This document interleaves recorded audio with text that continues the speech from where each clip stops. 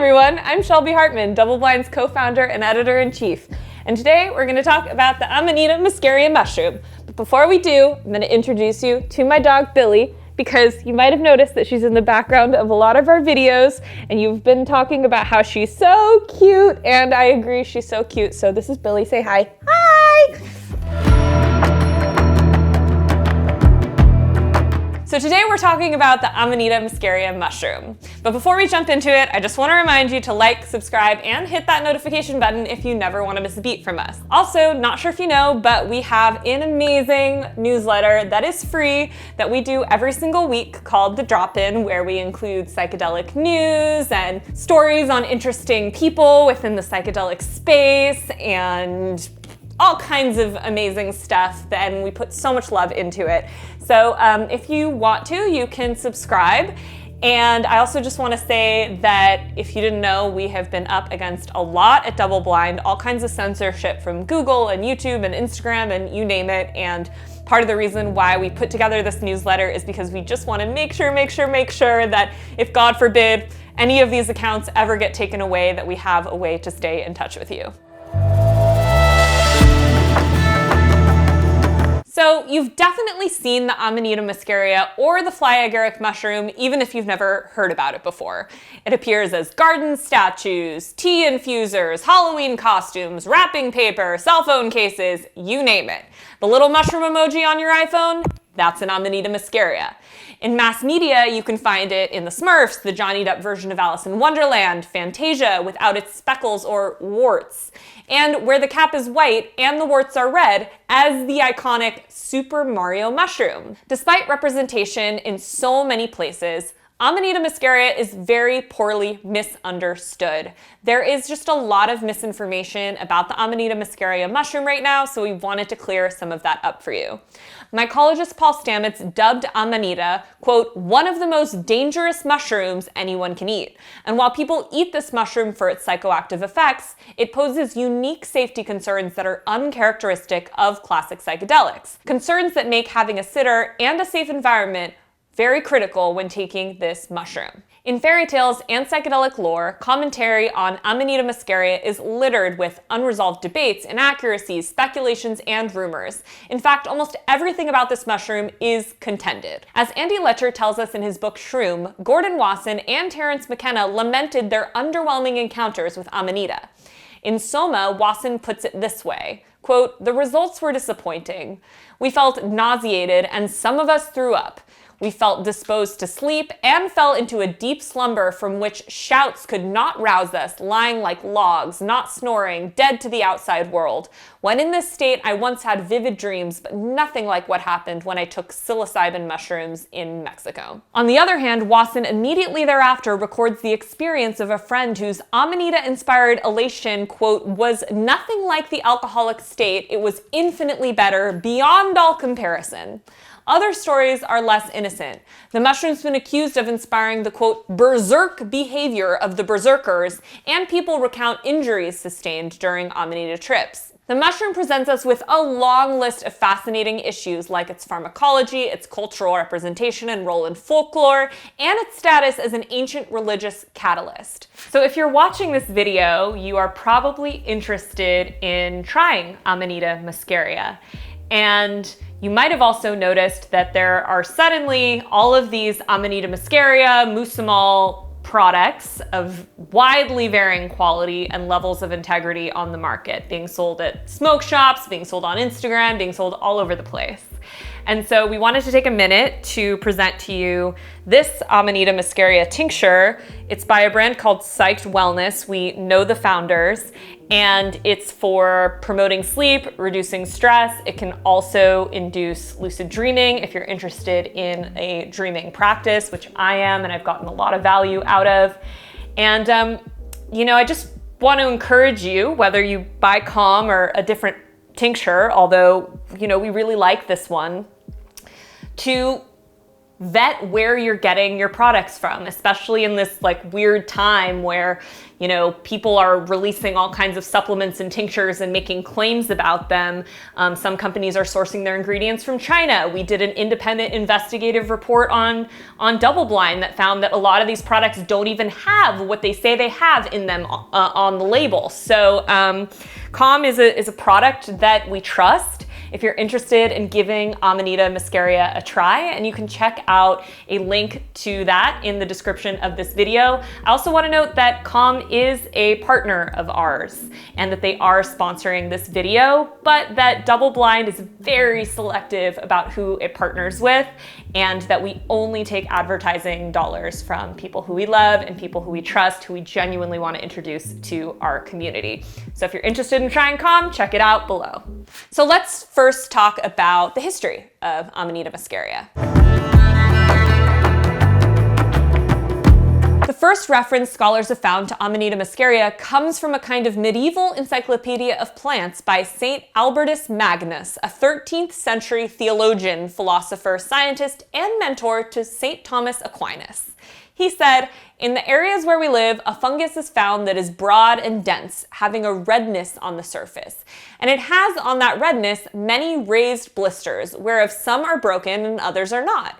And this fungus is lethal and kills on the spot, and it is called muscarum, because when it is crushed up in milk, it kills flies." Muscus. While the fly agaric does not kill humans, its use in exterminating flies is so traditional as to determine its name in several languages: tuemoshe, mushomor, and matamoscas, all of which mean fly killer in French, Polish, and Spanish. Sorry that I butchered the pronunciation. As well as the amusingly euphemistic Fliegenschwarm, German for fly sponge.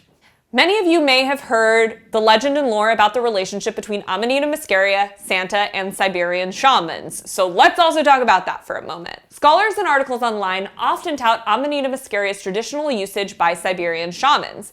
But what frequently goes unsaid is that there are more than 30 cultures indigenous to the Siberian Arctic, and at least 3 have a traditional relationship with Amanita Muscaria, but many also do not.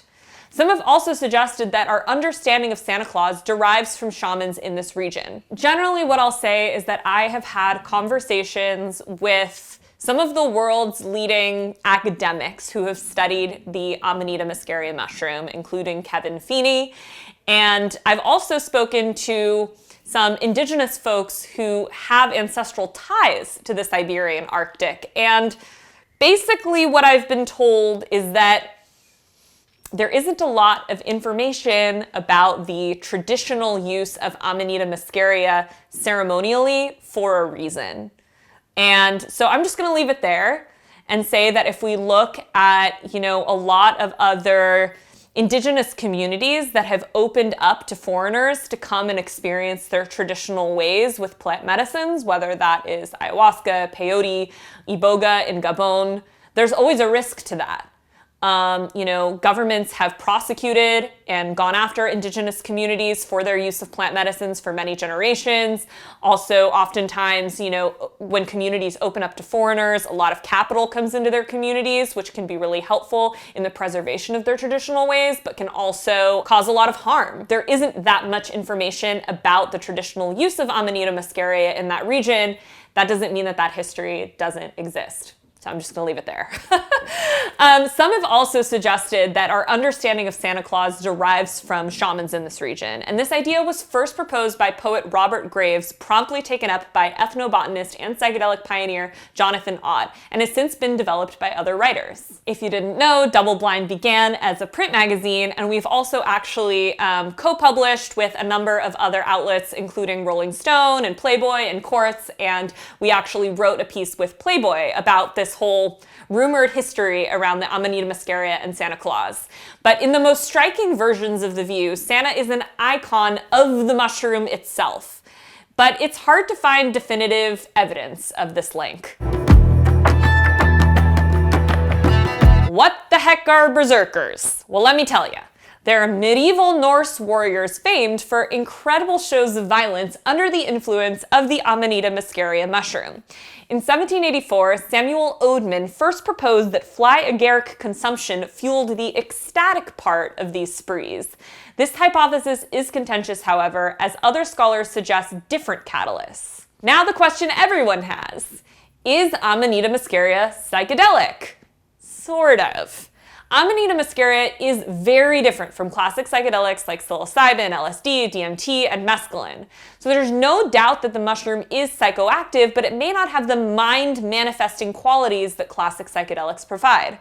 More importantly, Amanita Muscaria poses different risks than classic psychedelics.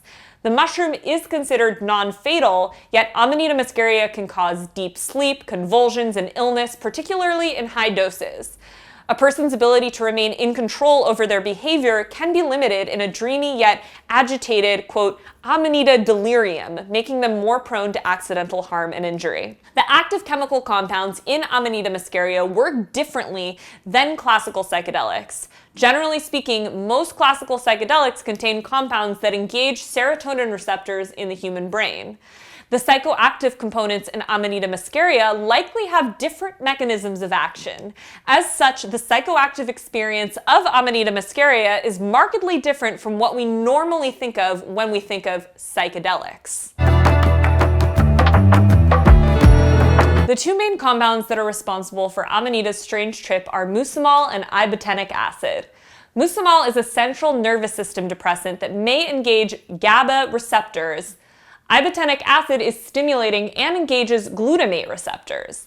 GABA is a calming neurotransmitter, while glutamate is excitatory. Muscimol is considered the more potent of the two compounds, while ibotenic acid is considered a neurotoxin. Whether or not ibotenic acid causes brain damage in humans is unknown, and the safety of ibotenic acid remains a point of contention among Amanita scholars and enthusiasts. The role of the fungus's many other compounds also remain insufficiently studied. While the chemicals in Amanita Muscaria probably won't kill you, they can certainly make you feel very sick, especially when eaten raw and/or in high doses. Scientists wrongly classified the fungus as a deadly poison due to the toxins present in Amanita species at large. And this mischaracterization still lives on today, as a skull and crossbones are placed next to the Amanita Muscaria name in nearly every mushroom field guide. I should note that the icon is often next to psilocybes as well, though. It's also worth mentioning that there is some debate as to whether or not muscarine alone explains all of the distressing physical side effects. Amanita Muscaria scholar and author Kevin Feeney, who we've had at DoubleBlind and in workshops, says there's discussion about whether these symptoms are caused by muscarine or by other muscarine-like compounds. The Amanita experience holds meaning and spiritual significance in some cultural traditions, as well as for some individual journeyers. But as mentioned, it's very different from classic psychedelics. People who ingest the fly agaric report having colorful visions and religious or spiritual insights. But Amanita's visions and insights commonly occur in dreams once the user has fallen asleep. Sleepiness and falling fast asleep is a common occurrence after Amanita Muscaria, also unlike classic psychedelics, which, certainly in my experience, have the opposite effect. Kevin Feeney says the Amanita Muscaria trip lacks what he calls the, quote, electrical quality of psychedelics. The pattern-like visions associated with psilocybin mushrooms and LSD do not result from consuming Amanita. Disassociation is a hallmark of the fly agaric experience. In his essay, Amanita for the Fly Agaric Compendium, Feeney tells the story of a user who thought he was a deer, and ran through a forest, dropping out of awareness. Upon coming down, the user found himself under a tree with little memory of what had taken place, missing shoes, ripped clothes, and a giant scratch as if from an animal.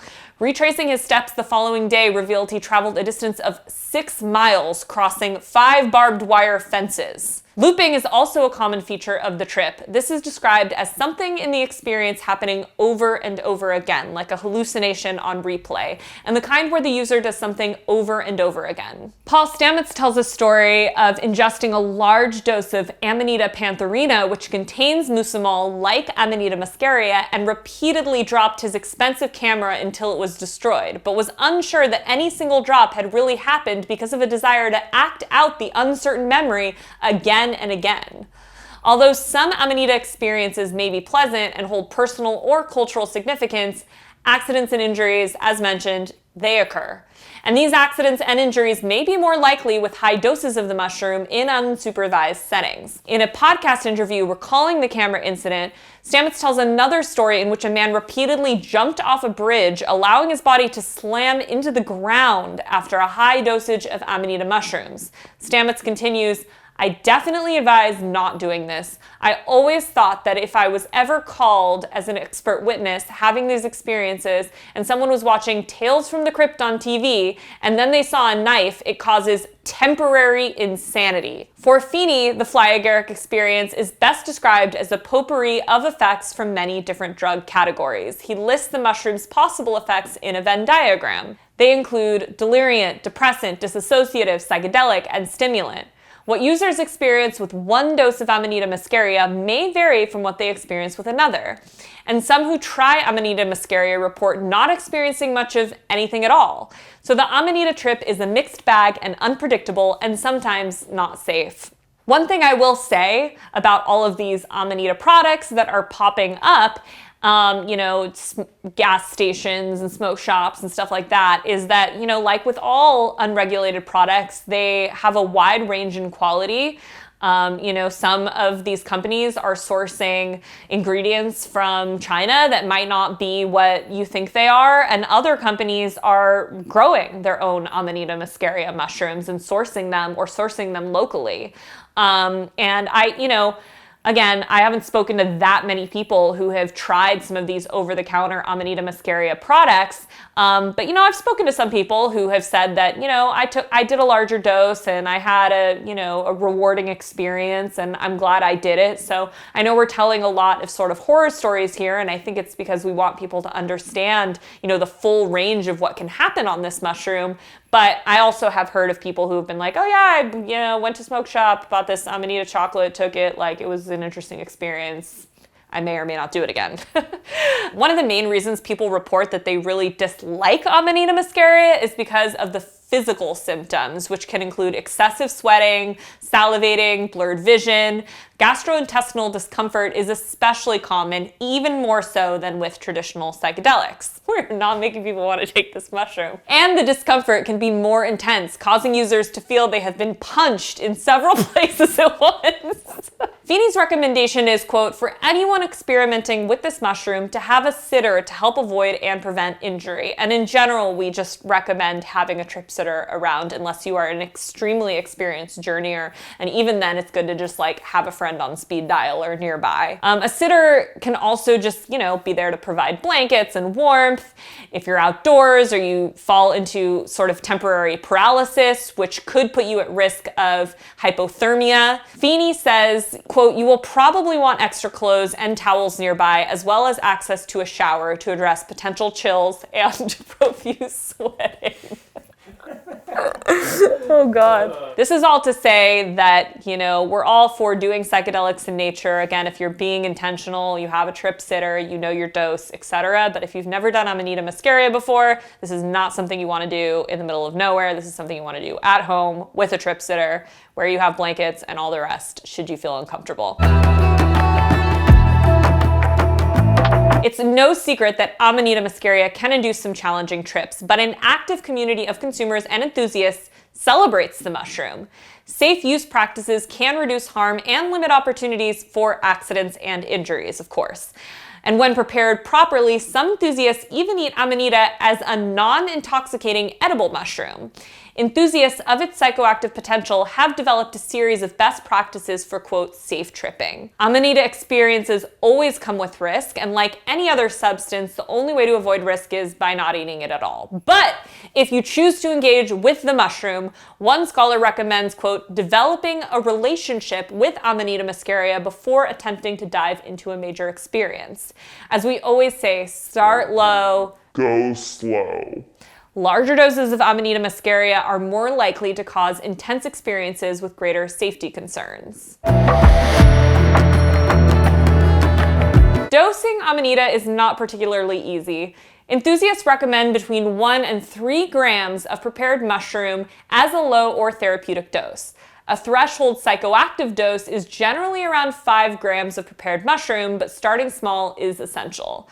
These recommendations come with a caveat. Mushrooms growing in the same environment can differ in potency by a factor of 4 or more. This is the case for psilocybin-containing mushrooms too. So 3 grams of one Amanita muscaria mushroom might be mild, while 3 grams of another might be considerably more active, making it difficult to reliably predict how strong your psychoactive experience will be. To average Amanita's potency, enthusiasts may collect, dry, and mix together many different Amanita muscaria samples. So it's not recommended to just eat Amanita muscaria. Fly agaric mushrooms are typically dried before consumption. Then they are either consumed dried or made into a tea. And Amanita tea is often made by measuring out an appropriate dosage of dried mushroom, mixing it with citric acid, and simmering for 2 to 3 hours. Then they are either consumed dry or made into a tea. Amanita tea is often made by measuring out an appropriate dosage of dried mushroom, mixing it with citric acid, and simmering for 2 to 3 hours. The pH of the concoction should be below 3.0 during the brewing process, which is intended to convert the ibotenic acid into mucimol.